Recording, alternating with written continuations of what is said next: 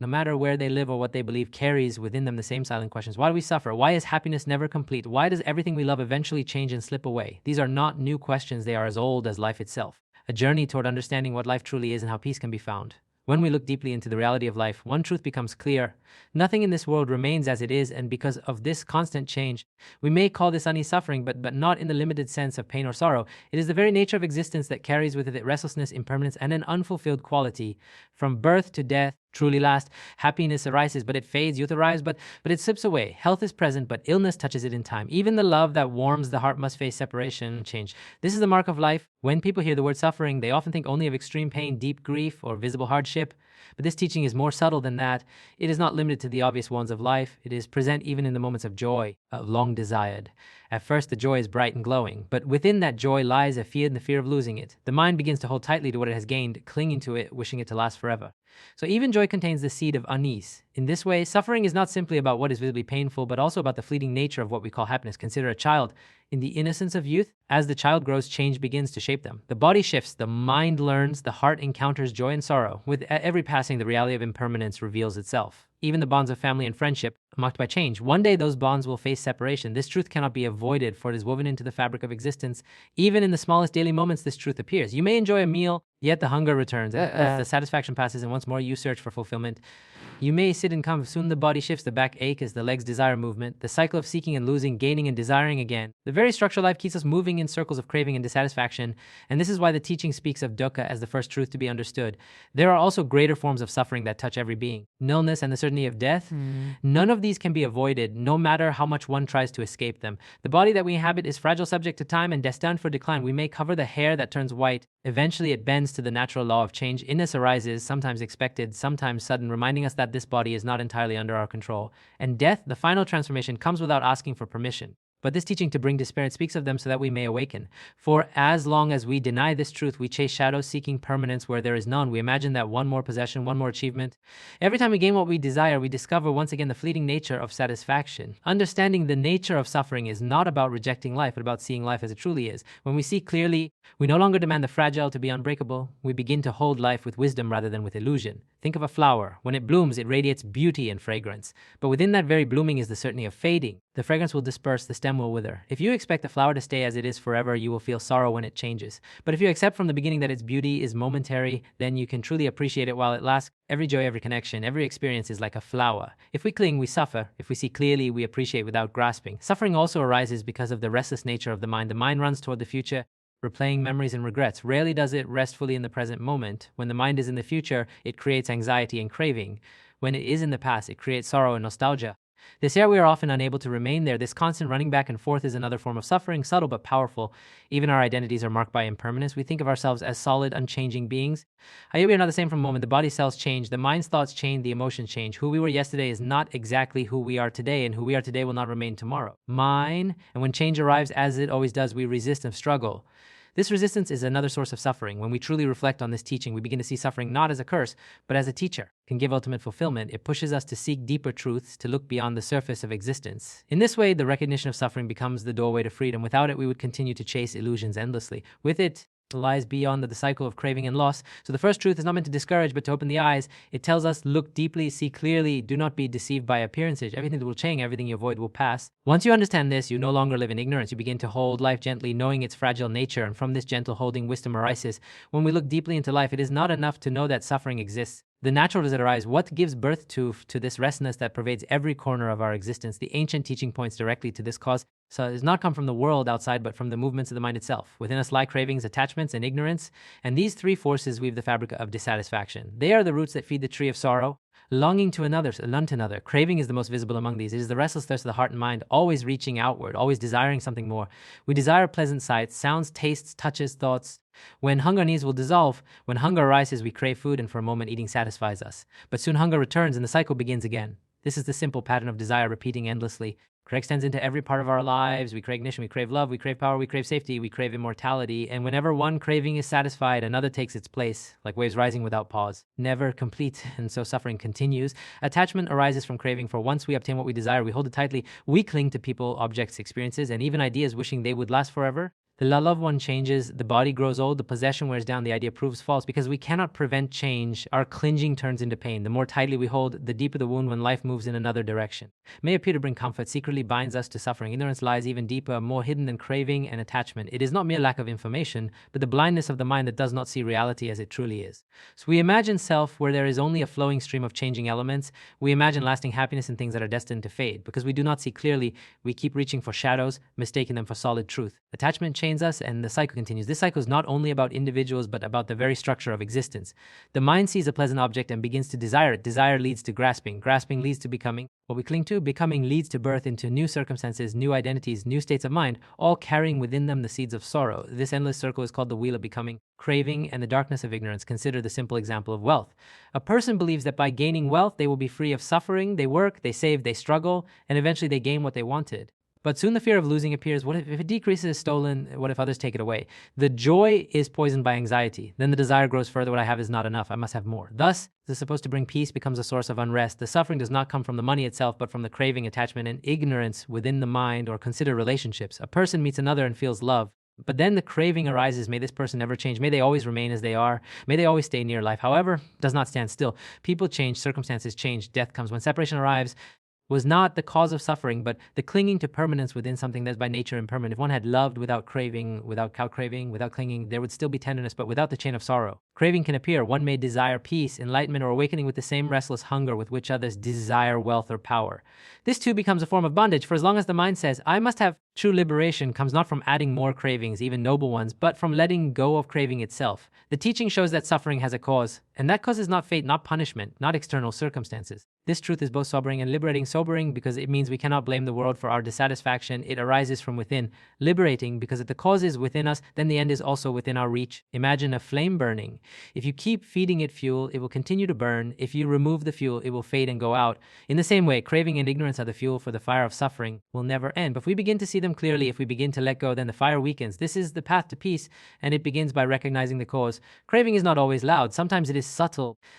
A person sits in comfort, yet the mind wanders. What if I had more? What if things were different? What if tomorrow brings this or that? Even in moments of contentment, craving stirs. It is like a shadow following us wherever we go. If we are blind to craving, it rules us. If we see it clearly, we begin to loosen its grip. Attachment to is not only to material things.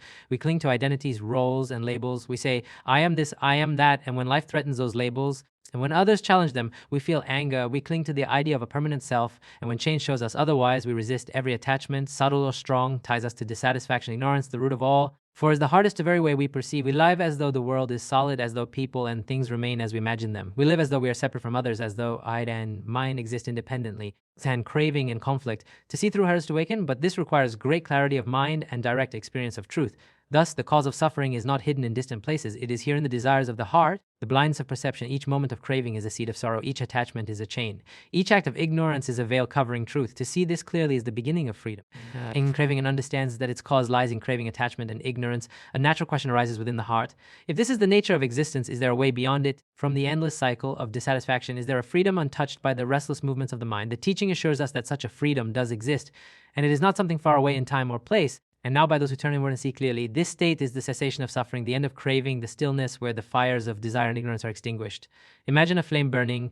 The fire depends on fuel, continues. If the fuel is removed, the flame fades and disappears. In the same way, suffering continues only because craving is fed again and again. When craving ceases, when the mind no longer clings to the changing, the fire goes out. This is not annihilation nor emptiness in the sense of nothingness. It is a state of profound peace, beyond the agitation of desire, beyond the pain of loss, beyond the endless cycle of becoming and perishing. It is liberation. To understand this, one must see that the cessation of suffering does not mean running away from life or rejecting the world. It means living in the world without being bound by it. Experiences still arise, sights are still seen, still the mind is free.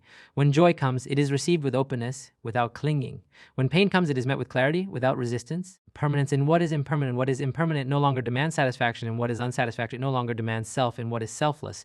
This is why cessation is described as unshakable peace. Mind might grasp after pleasures, grasp after possessions, grasps after relationships, grasps even after ideas and beliefs. Each grasping brings a momentary sense of control, but soon it gives way to fear and loss. It is like unclenching a fist that has been tight for so long it forgot what relaxation felt like. When the hand opens, there is release.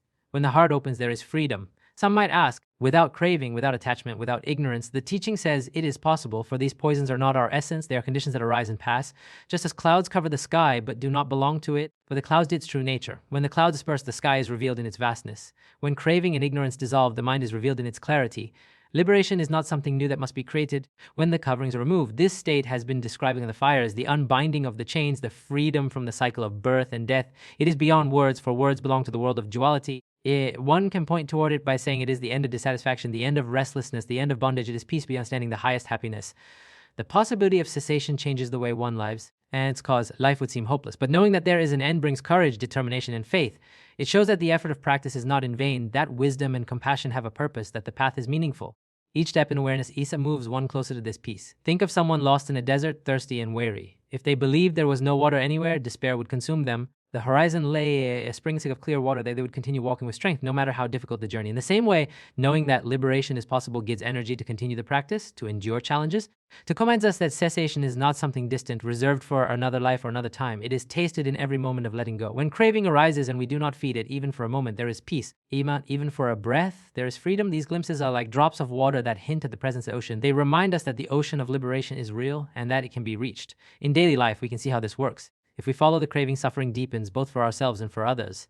But if we remain mindful and let the anger pass, we taste a small cessation, a small freedom, or imagine longing for a possession. If we give in, the cycle continues. But if we see clearly and release the desire, we taste a freedom greater than any object could bring. Each act of release, however small, is a step toward the final release. Is sometimes described as the highest bliss, not because it is a bliss dependent on conditions, but because the absence of the restlessness that conditions always bring, something outside and therefore fade when conditions change. Liberation does not depend on anything. It is peace that cannot be shaken because it is not built on fragile ground. It is freedom that cannot be lost because it is not based on possession. It is not only by the benefit of the individual, but for others. When one is free from craving and ignorance, compassion flows naturally. No longer bound by selfish desire, the heart opens to others, a source of peace for the world, a light that guides others out of darkness. In this way, personal liberation and universal well-being are not separate. By freeing oneself, one helps to free others. Thus, a living possibility. It is the assurance that suffering need not rule our lives forever. It is the promise that the mind can be free, that the heart can rest, that the endless cycle can come to an end. Lies the path to peace, and that peace is our true home. When the reality of suffering is understood and the cause is revealed as craving and ignorance, and the possibility of cessation is seen as true, the natural question arises, what is the way that leads from bondage to release, from restlessness to peace, from illusion to wisdom? The teaching does not leave us with abstract truth only. It offers a path, a living guidance, a way to be practiced in thought, in speech, because it avoids the extremes of indulgence in pleasure and the extremes of harsh denial, walking instead in balance and clarity. It is not a path of belief alone, but a path of practice to be walked with mindfulness, with effort. But it is not 8 separate roads. It is one way with 8 aspects that support and strengthen one another. Each aspect is a step that purifies the mind, speech, and body, way of practice that leads to liberation. It begins with wisdom. It flows into ethical conduct, and it is sustained by mental discipline. These are not stages to be completed one after another, but qualities to be cultivated together. No. The beginning is with right view, the clear understanding life as it truly is. To walk the path, one must see reality without distortion, to know that suffering exists, to know that craving is its cause, to know that release is possible, to that release. Right view is not merely intellectual knowledge, but a deep seeing, a direct insight into the impermanent and conditioned nature of all things. With right view, the mind turns from illusion toward truth. From this clarity arises right intention, the resolve to live in harmony with truth, the commitment to renounce craving, to cultivate goodwill instead of ill will, and to nurture compassion instead of cruelty. And right intention is the seed of liberation. When the mind is filled with thoughts of kindness, simplicity, and harmlessness, every action grows from a pure source. Wisdom then flows into conduct if speech and action remain unwholesome. Right speech is the practice of words that heal rather than harm, that bring truth rather than falsehood, that unite rather than divide.